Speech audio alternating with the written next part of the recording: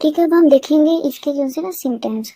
ये तो सबको ही पता है। ये देखिए, सबसे पहले हार्ट है तो उसको हार्ट पे पेन स्टार्ट होगी, मतलब कि उसको चेस्ट पेन स्टार्ट होगी।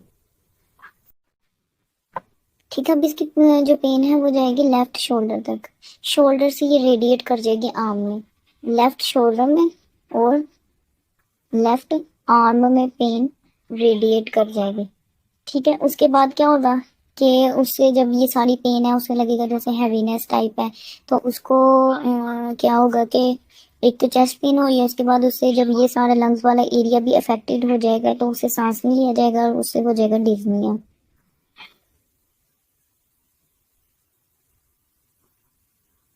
ठीक है, उसके बाद जब ये पेन थोड़ी सी और ऊपर जाएगी तो इधर हमारा क्या है, फेस का लोअर जॉ वाला एरिया होगा, तो उसको पेन लोअर जॉ में भी होगी। ठीक है, और ये वाला एरिया क्या था, स्टर्नम वाला एरिया, तो उसको लोअर और मिडल जो स्टर्नम है उसमें भी पेन फील होगी। ठीक है, और अब जो इसका जो ये वाला मोस्ट इम्पोर्टेंट पॉइंट आपने इधर लिखना है कि हार्ट की उसकी पेन किस तरह की होती है। हार्ट की जो इसकी पेन होती है ना, ये बहुत ज्यादा शॉर्प पेन होती है। पेन होती है, शॉर्प पेन होती है इसकी। और ये इस तरह से फीलिंग आती है जैसे कोई रबर बैंड किसी ने चेस्ट के गिर बांध दिया हो। लाइक वो पेशेंट को ऐसा लगता है बहुत ज्यादा जो से ना हैवीनेस है। बहुत ज्यादा पेशेंट कहता है कि मुझे ना बोझ बोझ महसूस हो रहा है। बोझ पे मुझे शायरी याद आई है कि शायर कहता था, तुझको छोड़ जाने के बाद भी बहुत कुछ मैंने सोच रखा है, पर चाह कर भी लबों पर हंसी नहीं आती, अब के लगता है दिल पे कोई बोझ रखा है। तो खैर, आप लोगों ने ऐसा कोई बोझ नहीं रखा। तो आगे ये बोझ जो है वो डिजीज की वजह से पेशेंट के जो चेस्ट है उसके ऊपर आएगा। ठीक है।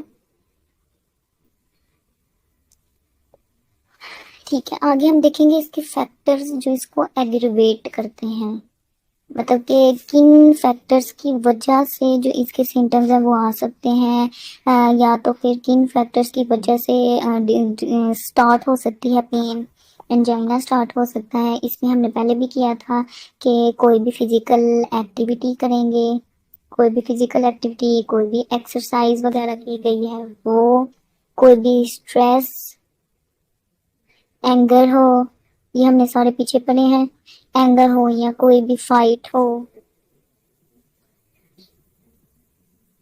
ठीक है, उसके बाद हमने कहा था कि अगर वो सीधा लेटेगा तो अब सबके जो इफेक्ट्स हैं उन सबको कंबाइन कर लेना। उसके बाद हमने कहा था विविड ड्रीम्स, जो आपने एक दफा याद कर लिया वही आपने अलग से फिर लिखे, आपका एक लॉन्ग आंसर बन जाएगा अच्छी तरह से, आपके एक पॉइंट एक्स्ट्रा हो जाएगा एग्रीवेटिंग फैक्टर्स वाला। और इसमें याद करने वाला कुछ भी नहीं है क्योंकि ये सारा तो आपने पहले से याद किया हुआ है। और कुछ टाइप्स ऐसी भी हैं जिनमें ये आप मेंशन कर दें साथ के, उनमें रेस्ट में भी हो जाता है, जैसे कि अनस्टेबल था, और प्रिंस मेटल में भी जो है वो रेस्ट पे ही हो रहा था। ठीक है, अब हम इसकी पढ़ेंगे इन्वेस्टिगेशन।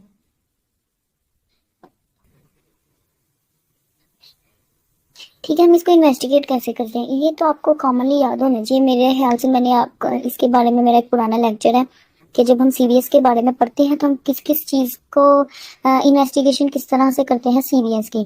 तो अगर आपने एक दफ़ा वो याद कर लिया हो तो फिर तो आपको मसला ही कोई नहीं होगा। आगे जितने भी डिफरेंट टॉपिक्स आए, चेस्ट पेन आए, एंजाइना आए, मायोकार्डियम इंफार्क्शन आए, हाइपर टेंशन आए, जो जो डिजीजेज हैं आपने लिखने उनमें सब वही है। इसमें याद करने वाली अब कोई चीज़ नहीं है। तो आपने एक दफ़ा याद कर लिया, लिखना वही है। सबसे पहले हम क्या करते हैं, ईसीजी करवाएंगे, ये सबको पता है। उसके बाद हम क्या करवाते हैं, चेस्ट का एक्सरे भी करवा लेंगे कि हार्ट का साइज वगैरह वो किस तरह का है। फिर हम उसका एक्सरसाइज टॉलरेंस टेस्ट होता है वो करवाएंगे, कि उसमें एक्सरसाइज करवाते हैं, फिर देखते हैं कि कितनी देर तक वो टॉलरेट कर पाता है एक्सरसाइज, उसका टाइम काउंट करते हैं कि कितनी देर में उसको सांस चढ़ गया या उसका डिजनिया स्टार्ट हो गया है। तो ये सारा कैलकुलेट करते हैं, फिर वो हमें बताता है, उससे हमें पता चलता है कि पेशेंट को डिजीज है या नहीं है, अगर है तो किस स्टेज पे है। फिर उसके बाद मोस्ट कॉमन हम उसकी इको करवाएंगे, इको कार्डियोग्राफी। ठीक है, हम उसकी इको करवाएंगे, फिर हम उसकी करवाएंगे एंजियोग्राफी।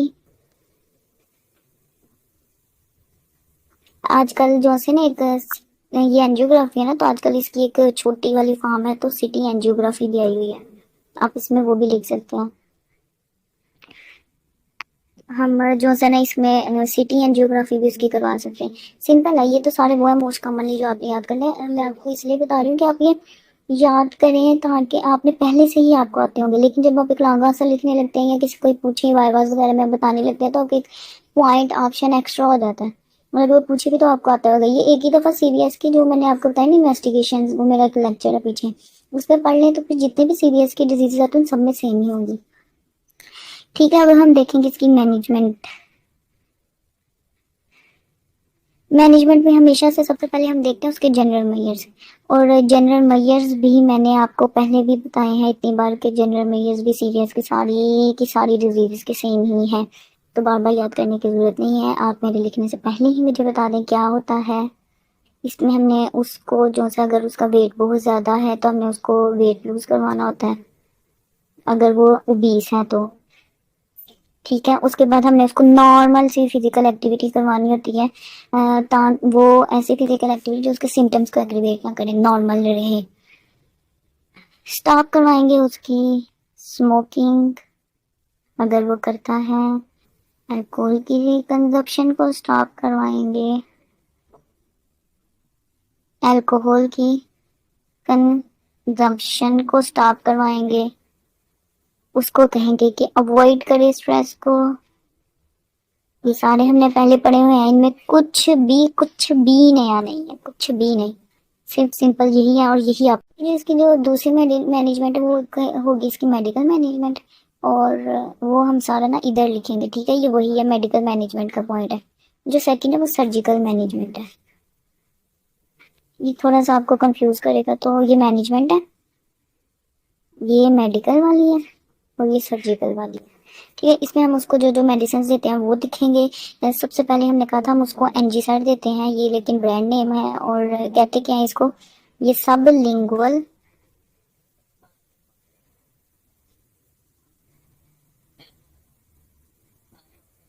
निट्रोग्लिसरीन देते हैं हम उसको। ठीक है, उसके बाद हम उसको और क्या देते हैं, ये नाइट्रेट्स में ही आते हैं। ठीक है, ये नाइट्रेट्स हैं। फिर उसके बाद हम उसको बीटा ब्लॉकर देते हैं। फिर हम उसको कैल्शियम चैनल ब्लॉकर देते हैं। और अगर आपने मेरा ट्रीटमेंट वाला सीरियस का लेक्चर लिया हुआ है तो फिर आपको ये ड्रग्स भी ऐड करने की ज़रूरत नहीं है। सीरियस की जितनी भी डिजीज़ हैं उनके ऑलमोस्ट सेम ही ड्रग्स होते हैं, हाइपरटेंशन के, बीस के भी, ये सारे सेम है। एक दफ़ा याद कर लेंगे तो जितने भी टॉपिक्स हैं उन सब में आप डाल सकते हैं। हाँ, इसके जो एक्स्ट्रा ड्रग्स हैं वो ये हैं कि हम इसमें एस्पिरिन देते हैं। एस्पिरिन दिया जाता है खून पतला करने के लिए, ताकि अगर उसका ब्लड बहुत ज़्यादा थिक है जिसकी वजह से रेजिस्टेंस आ रही है तो हम उसको भी पतला कर सकें।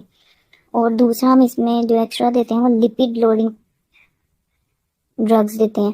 ये वो ड्रग्स होते हैं जो बॉडी के अंदर अगर कोलेस्ट्रॉल का लेवल, लिपिड का लेवल ज़्यादा है तो उसको कम करता है, ताकि वो जो कोलेस्ट्रॉल है वो उधर इकट्ठा ना हो सके, कमुलेट ना हो, और वो जो प्लेक्स थे वो ना बना सके।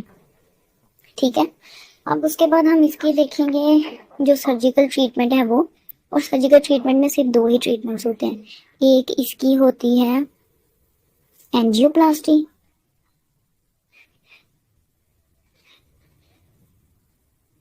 इसको PTCA कहते हैं। ये मैं एक दफ़ा रिपीट कर देती हूँ, ये आप लोग लिख लें अगर आप लिख रहे हैं। इसको कहते हैं percutaneous transluminal coronary angioplasty. Angioplasty में क्या होता है कि अगर लाइक हमारी ये प्लेक बना हुआ है, आर्टरी ब्लॉक है, तो कोई भी आर्टरी के थ्रू, हमारी फीमोरल आर्टरी के थ्रू या किसी भी आर्टरी के थ्रू जो से जो बड़ी बड़ी आर्टरीज हैं उनके थ्रू जो से ना एक वायर, फाइन गाइड वायर होती है जो हमारी बॉडी के अंदर एंटर की जाती है।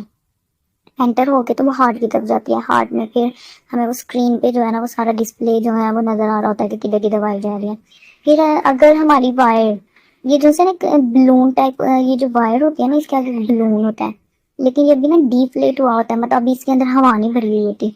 जब ये वायर इसके अंदर चली जाए और अगर इधर तक पहुंच जाए हमारा बलून, तो फिर ये क्या करता है कि इसके अंदर हम बाहर से हवा भरते हैं, इन्फ्लेट करते हैं इसको। फिर क्या होता है कि जब ये इन्फ्लेट करता है तो बलून इतना ज़्यादा इन्फ्लेट कर गया और अभी ये जो प्लेट था वो बिल्कुल इसके साथ जुड़ जाता है। ठीक है, ये फोर्सफुली उसको धक्का देता है। जब ये फोर्सफुली उसको धक्का देगा तो वो तो दीवार के साथ लगेगा ही लगे ना, तो आर्टरीज के जो वायर उसके साथ लग जाता है, वॉल्स के साथ।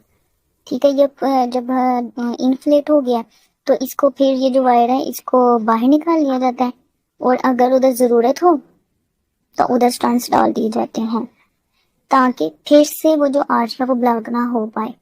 ठीक है, ये फिर स्टंटिंग की जाती है। ठीक है, जो सेकंड वाला उसको कहते हैं CABG। ये आप लोगों को पता होगा, क्रोनरी आर्टरी बाईपास ग्राफ्टिंग।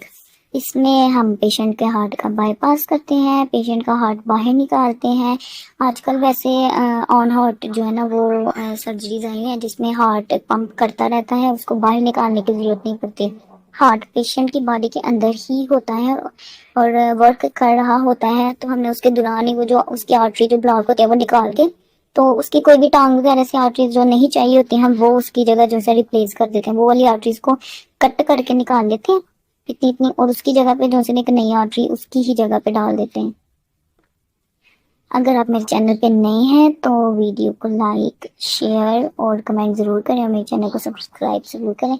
अगर आपको कोई भी टॉपिक चाहिए जो आपको नहीं मिल रहा है या आप मेरे से समझ नहीं जाते हैं तो आप मुझे कमेंट में बता सकते हैं, ताकि मैं आपको वो टॉपिक शेयर